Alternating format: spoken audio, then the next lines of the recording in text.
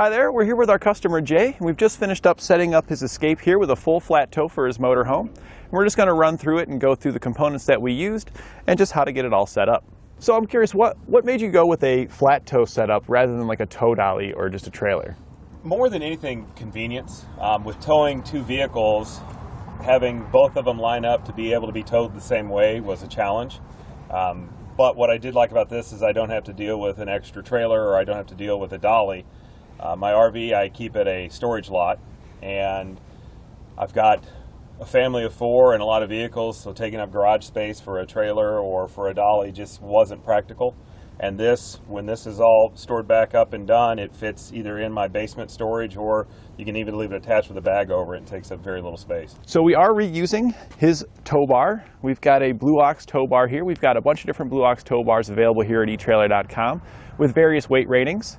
In most cases, 6,000 pounds is going to be enough, but if you've got a larger truck, you may need to step it up to an 8,000 or 10,000 pound tow bar. And we're using the Blue Ox Alpha with this setup. Now, Jay, you've already had this tow bar when you came to us. Why did you end up going with the Blue Ox Alpha? Because I also have a Ford F-150 that I tow with it, and this was the one required for the weight to pull my F-150 behind it. Perfect. Yeah, weight capacity is definitely one of the biggest things you want to look at with a tow bar. I notice this one here's also got the non-binding, which is something that I would definitely recommend for most of our customers to have. Makes it really easy when taking it on and off. Oh yeah.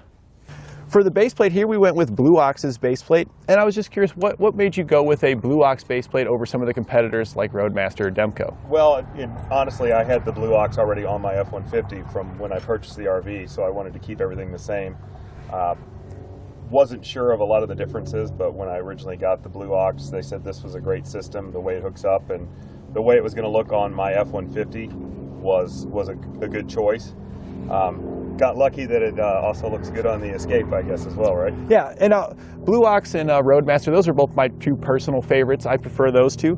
The Roadmasters I typically like a little bit better just because they're a little easier on the install side, which is my side of it here, but sure, both of them usually end up looking very good with the final product. And for our braking system, we installed Roadmaster's 9700 series portable braking system.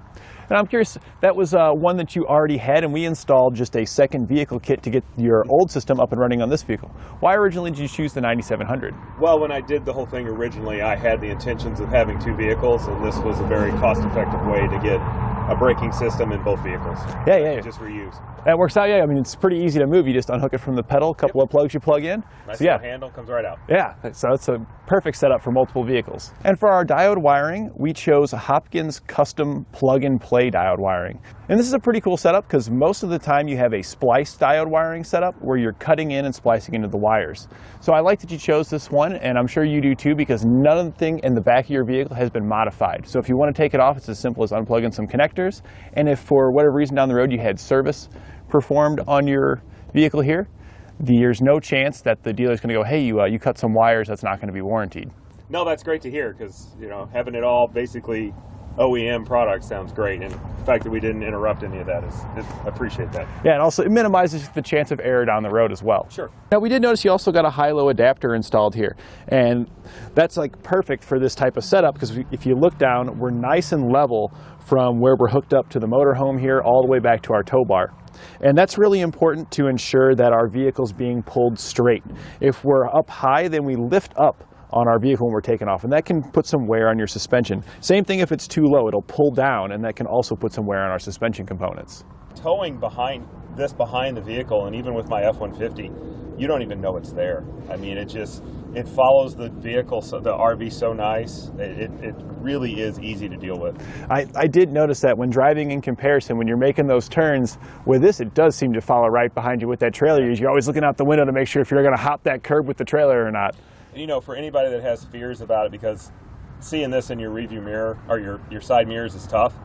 The backup cameras that are on these, and if they don't have one, they can install them easy, but it's amazing how much that backup camera gives you a clear view of when you're past the vehicle to take the next lane, transfer lanes. It's really easy with the backup camera. So yeah, and your setup here, again, this is a perfect setup. You've got this is how it should be done, and it's done right. And that's really the biggest setup, is doing your research and ensuring you've got the things you need to get you to your location without having any issues.